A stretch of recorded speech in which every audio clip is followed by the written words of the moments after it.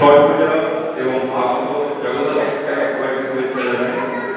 আজ 8ই নভেম্বর লোকপ্রজ্ঞা বাঁকুড়া শাখার উদ্যোগে একটি মহৎ অনুষ্ঠান এর আয়োজন করা হয়েছে, যার বিষয় হল মূল্যবোধ ও সন্তান মানুষ করা।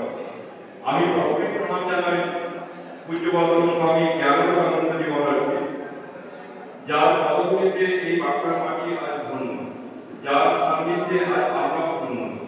তিনি অত্যন্ত প্রাঞ্জল ভাষায় তার বক্তব্য আমাদের সামনে তুলে ধরেছেন। তার প্রতিটি বক্তব্য বিশ্লেষণ করে আমাদের দেখিয়েছেন যে আধুনিক এই প্রলোভনের যুগে কিভাবে আমার সমাজের মধ্যে মূল্যবোধ প্রতিষ্ঠিত করবে, যা আজকের দিনে খুব দুর্লভ। আমি অত্যন্ত শ্রদ্ধার সঙ্গে ধন্যবাদ জানাই ডাক্তার আশিস কুমার পাণ্ডব মহাশয়কে, ডাক্তার রেবা পাণ্ডব দিদিভাইকে, যারা প্রতিটি মুহূর্তে আমাদের অভিভাবকের মতো এই অনুষ্ঠানের জন্য পরামর্শ উপদেশ দিয়ে গেছে।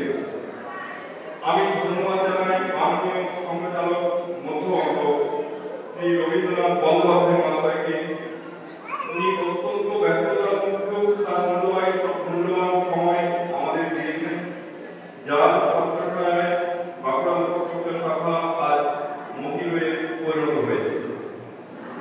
ধন্যবাদ জানাই বাঁকুড়া লোকপ্রজ্ঞা শাখার কার্যকর্তা ধনঞ্জয় সরকারকে, শিশির তাকে, রবীন্দ্রনাথ প্রাণকে, উজ্জ্বলদা, সুদীপ্তদা। ধন্যবাদ জানাই বদরা শিশু মন্দির কর্তৃপক্ষ এবং বদরা শিশু মন্দির দাদাভাই দিদিভাইদের, যাদের একান্ত সহযোগিতায় তারা এই অনুষ্ঠান করার সম্ভব না। ধন্যবাদ জানাই জয়পুর সন্তানমাতা চর্চা কেন্দ্রের সমস্ত সদস্যবৃন্দ, যাদের সক্রিয় অংশগ্রহণে আজ এই অনুষ্ঠান সাফল্যমণ্ডিত হয়েছে। পরিশেষে আমি নমস্কার জানাই, ধন্যবাদ জানাই দর্শকবৃন্দ, অভিভাবকদের, যারা সময় উপস্থিত থেকে এই অনুষ্ঠানটিকে সাফল্যমণ্ডিত করেছেন।